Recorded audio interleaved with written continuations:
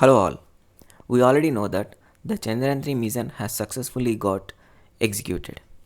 In this video, we'll learn some important company names and organization names that helped Chandrayaan in getting a great victory. The first company is Tata Elxsi. This company is responsible for spacecraft and avionics development. MTAR Tech. This is a Hyderabad-based company and it has manufactured rocket engines and core pumps. BEL, Bharat Electronics. This company has developed Chandrayaan-3 payloads. HAL, Hindustan Aeronautics Limited. This organization has designed the lander and provided mechanical support. Centum Electronics. This company designed and manufactured the electronic systems. TASL, Tata Advanced Systems Limited.